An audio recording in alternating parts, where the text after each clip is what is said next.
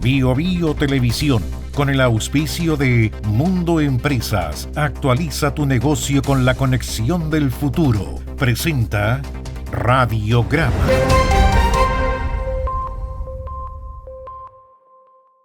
Tu negocio en manos expertas, con la fibra más premiada de Latinoamérica. Conversemos en el 600 9100 200 o en tumundo.cl/empresas. Actualiza tu negocio con la conexión del futuro. Por parte entonces, ya, porque estos son puros titulares vamos por Miguel Ángel Araya, muy buenos días. Hola Miguel Ángel. Muy buenos días, Tomás. Catherine, auditores, claro, ustedes ya lo comentaban, esta trama todavía continúa y falta mucho por desarrollarse. A toda máquina trabajan un grupo de 5 abogados que componen el equipo de defensa del imputado por delitos de corrupción, Luis Hermosilla, que revisan los cientos y cientos de páginas con conversaciones de WhatsApp de su propiedad, entre las más de 770.000 planas de transcripción que hizo la Fiscalía Metropolitana Oriente. Esto luego de que obtuvieran por parte del Ministerio Público la copia íntegra de la totalidad de los elementos contenidos en el celular del cuestionado penalista, no solo mensajes y conversaciones, sino que incluso fotografías, pantallazos, videos, audios y hasta los contactos que estaban guardados en el iPhone 14 Pro Max que utilizaba hasta noviembre del año pasado el cuestionado penalista antes de que fuera pesquisado. Si el anuncio de la solicitud del abogado Juan Pablo Hermosilla se hizo con fanfarria, entre bombos y platillos, en un punto de prensa que se extendió por más de 45 minutos, la diligencia se concretó el día de ayer, francamente, sin pena ni gloria. El reloj marcaba las 5 de la tarde con 2 minutos y 3 abogados de los 6 que son parte de la defensa de Luis Hermosilla llegaron hasta la Fiscalía Metropolitana Oriente, ubicada en la comuna de Las Condes, para irse con el disco duro con la copia íntegra del celular del recientemente formalizado. Fue el propio hermano y defensor de Hermosilla, Juan Pablo Hermosilla, que dijo a pocos días de su formalización y de quedar en prisión preventiva cuando solicitó esta diligencia, porque de él nada se supo ayer, que irán transparentando de manera paulatina los nuevos antecedentes en su poder, acusando que las filtraciones que según él ha hecho en la Fiscalía han sido direccionadas y elegidas deliberadamente. Pero lo que no es aceptable es que se estén escogiendo algunas cosas sobre otras. Para hacer eso, yo me comprometí con ustedes a la transparencia. Nosotros ayer le pedimos al Ministerio Público que nos entregara copia del teléfono. Si quieren mantener el teléfono físico no hay problema, pero sabemos que hay una copia, que nos pasen una copia. Porque nosotros, si no lo hacen ellos, lo que vamos a hacer nosotros es decir, hagamos un criterio objetivo, para que yo tampoco discrimine y no cometa el pecado que estoy acusando.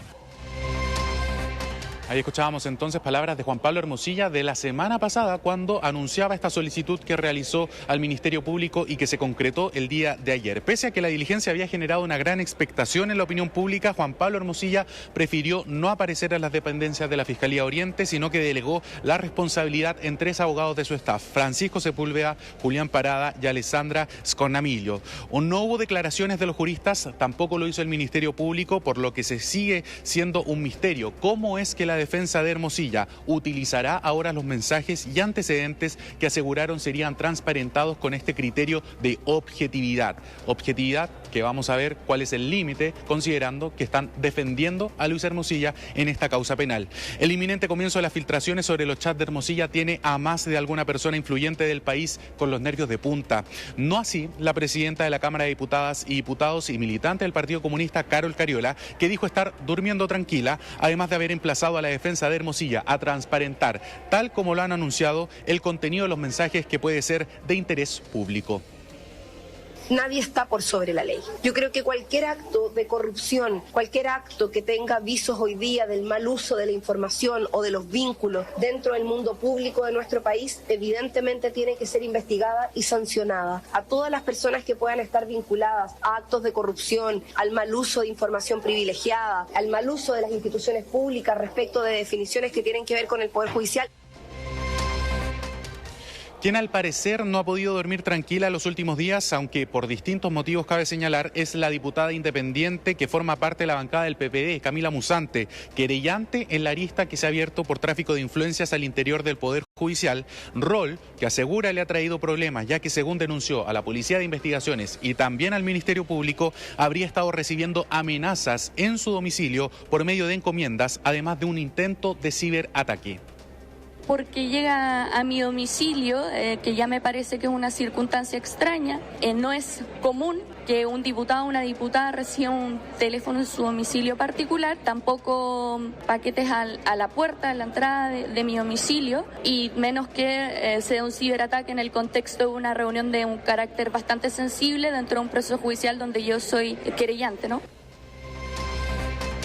El ministro de la Secretaría General de la Presidencia, Álvaro Elizalde, fue consultado si era posible encontrarlo a él o a otros ministros que forman parte del gabinete del actual gobierno entre los chats de Luis Hermosilla, lo que fue totalmente descartado por parte del secretario de Estado. Sobre lo primero le digo claramente que no, pero sobre la pregunta de fondo, lo relevante es que se lleve adelante una investigación que sea exitosa para el total esclarecimiento de los hechos y en caso de acreditarse delitos que se apliquen las sanciones que establece la ley. Y nosotros esperamos que esta investigación sea exitosa para el total esclarecimiento de los hechos. ¿Hay miedo en el gabinete? ¿La vinculación o la relación? ¿No hay miedo en el gabinete? No. Y puede que sea cierto que no existan conversaciones entre Elizalde u otros ministros en el celular de Hermosilla, pero ayer ya se supo que al menos habría aparecido mencionado en una de las conversaciones del cuestionado abogado de la plaza. Se trata de una serie de mensajes vía WhatsApp entre Luis Hermosilla y el abogado Francisco Férez, dados a conocer por el diario La Tercera. En la conversación de los dos se evidencia la manera en cómo operaba el penalista durante las más altas nominaciones del sistema penal de justicia. Entre ellas, por ejemplo, la elección del fiscal nacional en el año 2022. A continuación, voy a leer parte de la conversación que se dio a conocer a través de La Tercera. Hermosilla: hola Panchito, ¿cómo estás? Le responde: hola Luchito, ¿bien tú? Hermosilla le dice: bien Panchito, ¿tienes alguna novedad sobre elección fiscal? Férez le responde: el gobierno sin decisión aún. Yo veo el lunes con un café a dos ministras, muy peleado y dividido en senadores. ¿Tú tienes algo de nuevo? Hermosilla le responde que Elizalde se está jugando a 1000 por Valencia. Férez: así es, al igual que de Urresti, se refiere al senador. Hermosilla le responde tal cual. Férez le dice: pasa a ser relevante el gobierno ante la dispersión senatorial. Y Hermosilla le dice: ojalá el gobierno tuviera claro que el único que tiene las capacidades de gestión, liderazgo y técnicas para hacerse cargo del tema delictivo es JM. Nuevamente fíjese el lenguaje que utilizan en siglas, JM. ¿A quién se refiere? A José Morales. Podrían descansar en él todo este flanco de la situación nacional que nos afectará en los próximos años, y el abogado Férez le termina por responder: ese es el discurso. Según las conversaciones, Hermosilla habría intentado influir tanto en la elección de José Morales como luego en la del actual fiscal nacional Ángel Valencia. Sin embargo, ya desde el Ministerio Público sabemos que descartaron que este último haya solicitado algún tipo de intervención o ayuda a Hermosilla. En tanto, se espera que el desfile de personalidades ante la Fiscalía Metropolitana Oriente continúe, tanto por otras aristas, como es el caso de Antonio Jalaf, que deberá llegar el próximo jueves 12 de septiembre para declarar en calidad de imputado, aunque aún no se tiene claridad por qué delitos y por qué arista en particular, como también los hay quienes deberán hacerlo por el propio caso audio, como la conductora de televisión Tonka Tomisic. Recordemos que el nombre del rostro televisivo salió a la luz durante la formalización del caso, ya que según explicó la vocera y jefa de asesoría jurídica de la Fiscalía Metropolitana Oriente, Pamela Valdés, Hermosilla y Villalobos habrían realizado gestiones fuera del marco regular a través de funcionarios del Servicio de Impuestos Internos para beneficio de una de las empresas de Tonka Tomisic. ¿Por qué señalamos esta conversación, este pago? Porque efectivamente Luis Hermosilla tenía conocimiento del soborno que se estaba realizando a los funcionarios del Servicio de Impuesto Interno. Él es el intermediario entre Tonka Tomisic y María Leonarda Villalobos. Por lo tanto, no puede desconocer en este caso su autoría y participación en este delito de cohecho a funcionarios públicos. Bueno, será precisamente Pamela Valdés, según nos han informado fuentes de la radio, a quien escuchábamos recién, la que estará encargada de liderar los alegatos durante esta mañana. ¿Qué alegatos? Será acá, en el Palacio de Tribunales de Justicia, en la Corte de Apelaciones de Santiago, en la 11ª sala, que se realice la audiencia por las apelaciones ingresadas, tanto por la defensa de Luis Hermosilla como también por la defensa de María Leonarda Villalobos. ¿Qué buscan estas apelaciones? Básicamente sacar de la prisión preventiva a los dos imputados de lavado de activos, delitos tributarios y también soborno. Será a las 9 de la mañana que comenzará esta audiencia por las apelaciones y por lo tanto se espera que como ayer faltó Juan Pablo Hermosilla durante toda esta diligencia que generó bastante expectación en la opinión pública, al menos podamos recoger alguna impresión o que dé las explicaciones de cómo conseguirán los pasos con esta estrategia de la defensa de Luis Hermosilla y cómo publicarán, cómo darán a conocer las conversaciones que según ellos van a revelar con este criterio de objetividad. Pero la pregunta, ustedes ya la plantearon, ¿serán los ministros que esta jornada estarán a cargo de revisar las apelaciones de Luis Hermosilla y de María Leonarda Villalobos, alguno de los que aparezcan en los chats de Luis Hermosilla en estas 770.000 páginas? ¿Se inhabilitarán? ¿Los recusarán? Son preguntas que quedan abiertas a puertas de que se realice esta audiencia por las apelaciones. Tomás Catí. Tú estás en estos instantes en el Palacio de los Tribunales, en pleno centro de Santiago, donde se va a producir esta vista, los alegatos, y por lo tanto tú nos vas a poder contar, yo te diría algunas cosas que son, si es que alguien se inhabilita, da una señal, y en segundo lugar, los argumentos que se van a utilizar para confirmar o revocar esta medida cautelar de prisión preventiva. Yo creo que puede haber novedades importantes, interesantes durante esta jornada. Todo lo otro que ha aparecido son cuestiones que son accesorias, que son muy importantes, no porque sea lo accesorio es muy importante, es relevante. Por ejemplo, lo que decíamos con respecto a Elizalde. Elizalde se la jugaba, pero ¿por qué se la jugaba por Valencia? Son compadres, no debió haberse inhibido. Si es que el gobierno estaba interesado en Valencia, puede ser que el gobierno trate de convencer a los parlamentarios. Yo creo que son legítimos utilizando argumentos. Pero él no debió haberlo hecho, pues sí que lo hizo. Porque justamente tenía esta relación. Lo hizo. Ahora, de los WhatsApp que se han dado a conocer, llegamos a la conclusión que no siempre ganaba Hermosilla, porque Hermosilla tenía como candidato a Guerra. Y resulta que Guerra perdió. A José Morales. Perdón, a José Morales. Perdón, no Guerra. A José Morales. Y José Morales perdió. Entonces José Morales tenía como lobista a Hermosilla, pero no logró su objetivo.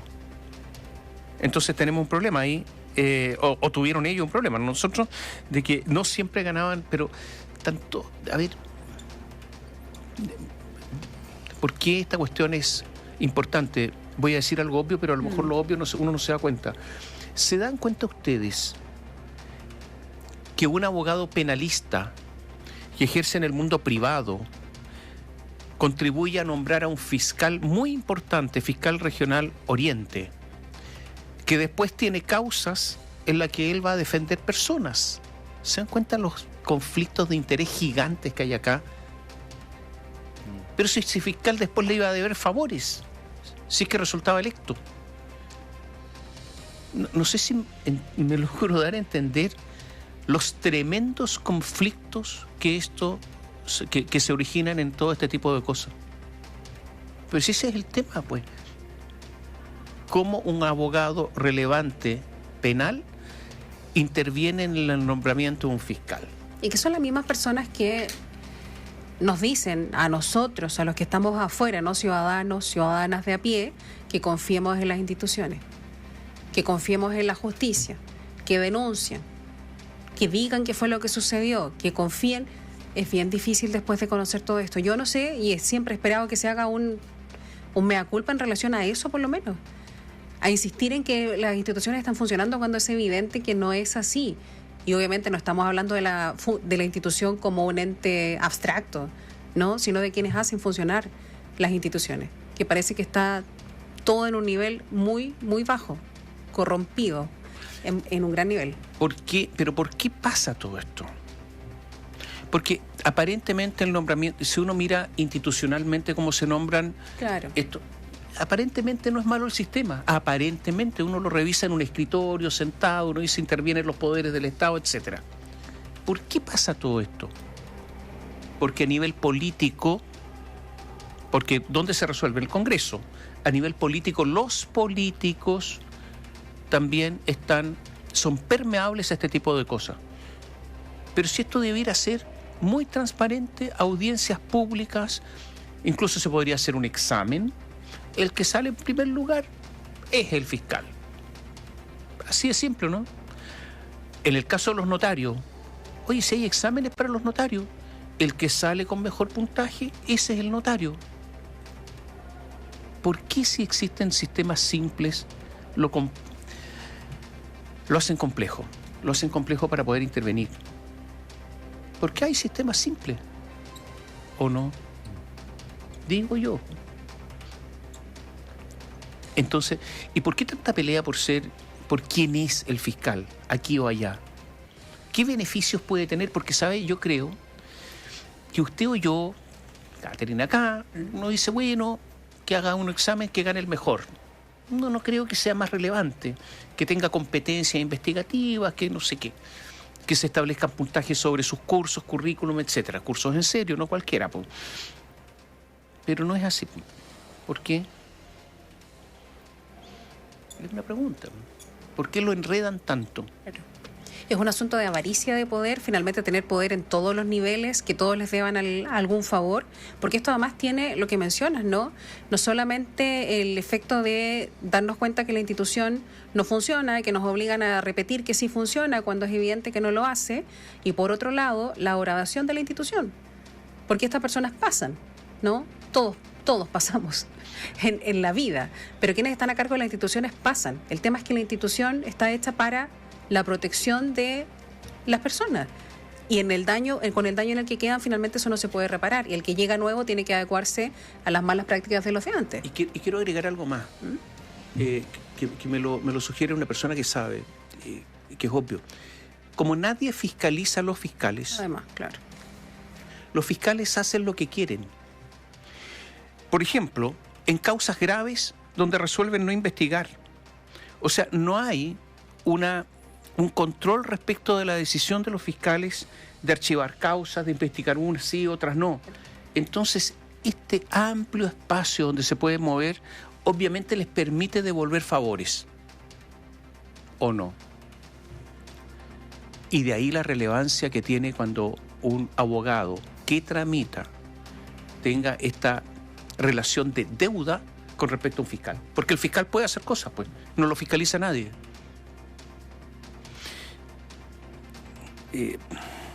Bueno, en fin. Y una última cosa, Miguel Ángel, el lobby. ¿Hay una ley de lobby? Sí. ¿Saben qué? No sirve para nada. No. Perdónenme que se lo diga. No sirve para nada. No, después de ver esto, no sirve para nada. ¿Y por qué pasa esto? Porque cuando legislan, los mismos parlamentarios, los mismos políticos se encargan, ellos saben, muchos de ellos, no todos, que no va a servir para nada. Porque la ley del lobby regula la reunión en un café, ¿o no? No. La comida en una casa. ¿Regula todo eso? No lo regula. Entonces dejan amplios espacios para decir, tenemos ley de lobby, estamos en la OCDE. Ese asunto que hay, cumplimos estándares, para después dejar vacíos gigantescos, se sabe que los dejan, para que siga existiendo el lobby oculto. ¿Qué es esto que estamos hablando? Lobby, pues. ¿Y dónde está la ley de lobby? No sirve para nada. Perdóneme que lo diga como en forma coloquial. Te queda claro. ¿Sí? Todos los espacios que tiene esa ley de lobby, que acá lo dijimos en su momento. Claramente, lo que estamos hablando además acá es de un tráfico de influencias feroz y que es lo que tiene, entendemos, Miguel Ángel, tú que estás ahí en el Palacio de Tribunales, varios de los jueces revisando sus conversaciones, tratando de acordarse si es que por alguna conversación tuviesen que inhabilitarse la revisión de las medidas cautelares y de lo que venga acá en adelante.